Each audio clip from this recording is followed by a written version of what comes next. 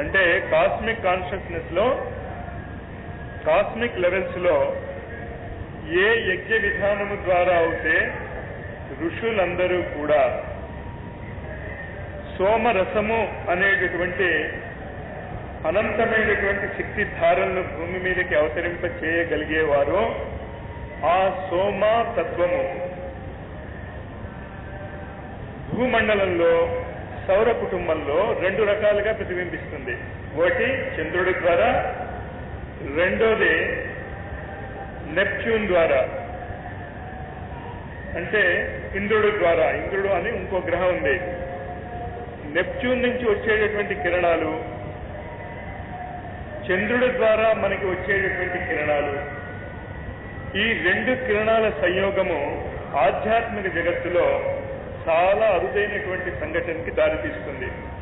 చంద్రుడి నుంచి వచ్చేటటువంటి కిరణాలు భౌతిక జీవితంలో ఏర్పడేటటువంటి సృష్టి కార్యక్రమాలన్నీ కూడా భౌతిక జీవితంలో ఉపయోగపడతాయి.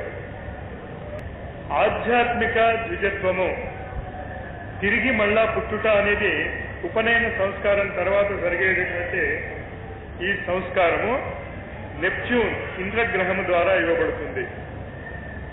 ఆ ఇంద్రగ్రహము యొక్క చిన్నటి దగ్గరి సంబంధము మన భూమధ్యములో ఉన్నది.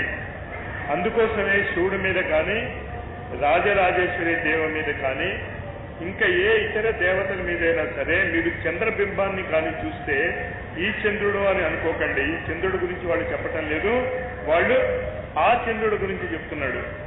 ఏ చంద్రుడి గురించి చెప్తున్నారు అంటే, ఏదైతే ఈ కాలంలో నెప్ట్యూన్ ఇంద్రుడు అనే గ్రహం ద్వారా చెప్పుకుంటున్నామో ఆ గ్రహం యొక్క ప్రభావాన్ని చెప్పుకుంటున్నాం. అన్నిటికంటే ముఖ్యమైనది ఇంకోటి, చాలా కామన్ అవసరం మన పిల్లలు కానీ మన ఇంట్లో ఉన్న వాళ్ళు కానీ చాలా మందికి 10 మందిలో వాళ్ళు చెప్పదలుచుకున్న విషయాన్ని స్పష్టంగా చెప్పాలి అంటే తెలిసినా కూడా చెప్పడానికి భయపడతారు. చాలా మందికి ఇది అనుభవంలో ఉన్నటువంటి విషయమే. ఇది పోగొట్టుకోవడానికి చాలా సులభమైనటువంటి మార్గం ఉంది. మీరు కష్టపడి చేయక్కర్లేదు. దానికోసం మంగళవారము నాడు సూర్యోదయ కిరణాలలో కుజగ్రహం యొక్క విశిష్టమైనటువంటి శక్తిధారలు భూమి మీదకి చేరతాయి. మంగళవారం నాడు సూర్యోదయ కాలంలో, ఆనాడు మీరు పంచాంగం చూసుకోవాలి. సూర్యోదయం కరెక్ట్గా ఎన్ని గంటలకు అవుతుందో ఆ టైం ప్రకారము మీరు చేసుకోవాలి తప్ప సూర్యోదయం అంటే సూర్యోదయం అనుకోవడానికి వీలు లేదు. అంటే ఉదాహరణకి సూర్యోదయము 6:10 అవుతోంది అని పంచాంగంలో చెప్పాడు అనుకోండి. దానికి 5 నిమిషాల ముందు, 5 నిమిషాల తర్వాత, అంటే 6:05 నుంచి 6:15 వరకు ఏ విశిష్టమైనటువంటి ఆ గ్రహపు శక్తి ధారలు భూమి మీదకి ప్రసరింపజేయబడుతూ ఉంటాయి. 10 నిమిషాల కాలం మాత్రమే గుర్తుంచుకోండి, అంతకంటే ఎక్కువ ఉండదు. సాధారణంగా అటువంటి టైంలో అందరం పడుకుని ఉంటాం, 6:10, 6:30 అలాంటప్పుడు. లేకపోతే బద్ధకంగా ఇతరుల పనిలో కాఫీ తాగుతూనే ఏదో చేస్తూ ఉంటాం కరెక్ట్గా ఆ టైంకి. కానీ ఈ కుజగ్రహ ప్రభావాన్ని ఇలాగే మిగతా రోజులకు కూడా వర్తింపజేసుకోండి.